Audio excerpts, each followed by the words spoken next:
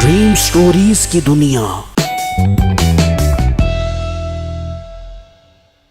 एक वक्त का किस्सा है। किसी गांव में बिट्टू नामी एक लड़का अपनी बीवी और बाप के साथ रहता था। उसकी माँ बचपन में ही गुजर चुकी थी। बिट्टू के बाप की एक छोटी सी जमीन थी जिसमें उसने कुछ फसल उगाई हुई थी। एक दिन वो बहुत बीमार हो जाता है तो वो अपने बेटे को कहता है, बेटा अब इस दुनिया में मैं ज्यादा नहीं रह सकता।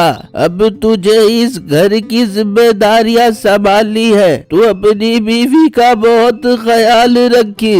अबू जान आप ऐसी बातें मत करे। अल्लाह आपको लंबी उम्र दे। आप इसे तो हमारे घर की रौनक है। बेटा सबने एक दिन चले जाना है। अब मेरा भी वक्त आ गया है। बेटा मेरे पास एक सोने का मटका है, तुम वो मटका निकाल लेना।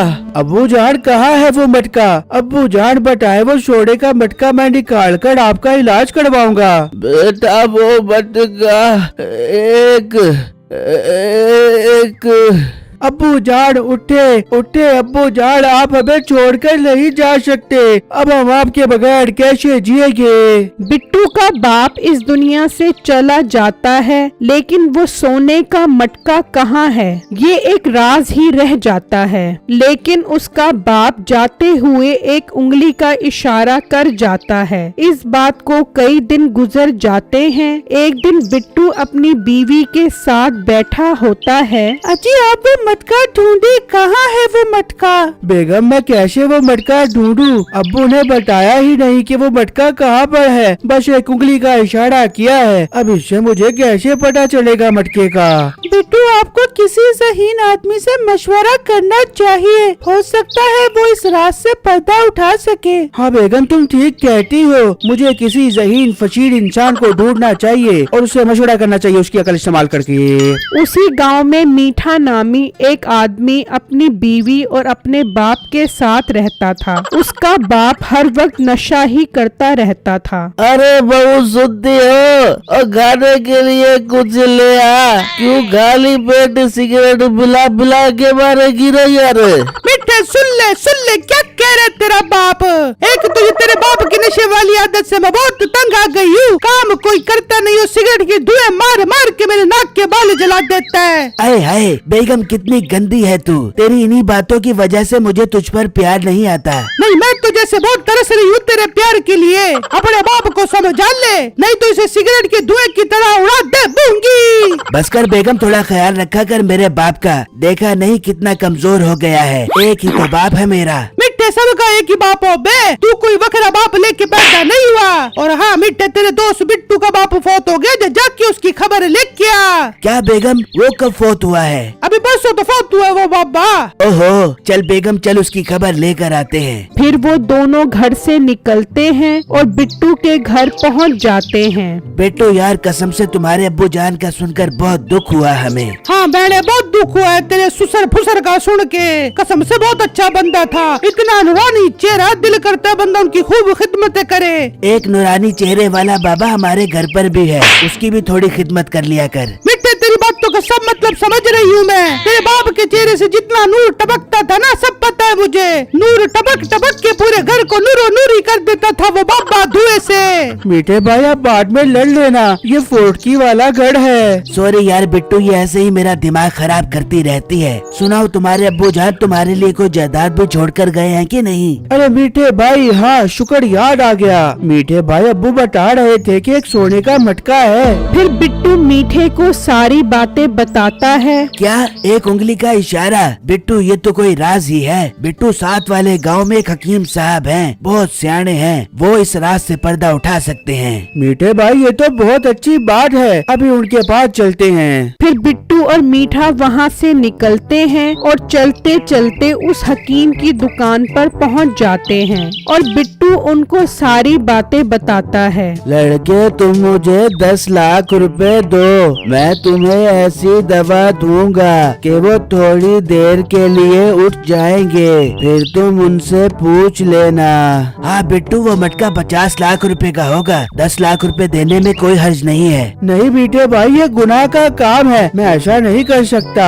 फिर तुम मुझे बताओ, तुम्हारे बाप की कोई जमीन है? हाँ, एक जमीन है। अच्छा, एक उंगली का इशारा और एक जमीन। अच्छा, उस जमीन पे कोई दरख्त है? जी जी हकीम साहब, वहाँ एक दरख्त है, बिल्कुल एक दरख्त है। अच्छा, एक उंगली का इशारा, एक जमीन, एक दरख्त। इसका मतलब वो मटका उस जमीन में दरख्त के साथ दफन है। अरे वाह हकीम साहब, आप तो बहुत काबिल है। मैं अभी जाकर उस जमीन की खुदाई करके वो मटका निकालता हूँ। फिर बिट्टू और मीठा वहाँ जाकर खुदाई करते हैं तो वहाँ एक सोने का मटका निकलता है। अरे वाह बिट्टू, तुम्हारी तो निकल आई। अब इसमें आधा हिस्सा मेरा है। मैंने तुम्हें उस हकीम के बारे में बताया था। मीठे भाई, दोस्ती अपनी जगह, लेकिन ये जो आप शानपोटी वाली बातें कर रहे हो मुझे बिल्कुल अच्छी नहीं लगी। ये मेरे अब्बू का मटका है, इस पर सिर्फ मेरा हक है। मैं आपको एक सिक्का भी नहीं दूंगा इसमें से।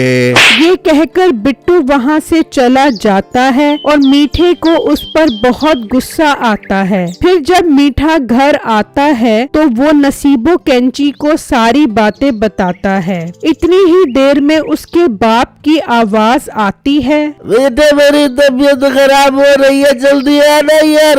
क्या हुआ अब्बू जान आपको? बेटा, मुझे कुछ हो रहा है, मुझे दो। अब्बू जान क्या दो? अब्बू जान क्या चीज है ये दो? बेटा, मुझे दो। हाँ अब्बू जान बोलो। बेगम अब्बू 2 उंगलियों का इशारा कर रहे हैं, मतलब 2 सोने के मटके। अब्बू जान, मेरे प्यारे अब्बू जान, कहाँ है 2 सोने के मटके? हाँ अब्बू जान, कहाँ हैं 2 सोने के मटके? मीठे का बाप 2 उंगलियों का इशारा कर देता है, लेकिन वो 2 क्या हैं, ये एक राज ही रह जाता है। बेगम अब्बू जान अब इस दुनिया में नहीं रहे, लेकिन जाते जाते मेरे लिए 2 सोने के मटके छोड़ गए हैं। बेगम, जितने पैसे हैं निकाल। मैं हकीम साहब को 10 लाख रुपए देकर दवा लेकर आता हूँ। उससे अब्बू थोड़ी देर के लिए जिंदा हो जाएंगे, फिर उनसे सोने के मटकों के बारे में पूछ लेंगे। फिर नसीबो कैंची उसे पैसे देती है और मीठा वो पैसे लेकर हकीम साहब के पास निकलता है। मैं हकीम साहब के पास तो बाद में जाऊंगा, पहले उस मोटे को जाकर जला कर आता हूँ। फिर मीठा जल्दी से बिट्टू के घर के पास जाता है और जोर जोर से बोलता है। और मोटे पेट वाले गेंडे, तेरा बाप 1 सोने का मटका छोड़कर गया था, मेरा बाप 2 सोने के मटके छोड़कर गया है। मोटे गेंडे, मैं तेरे से ज्यादा अमीर हो गया हूँ, अब मेरे पास भिखारी बन के भीख मांगने ना आ जाई।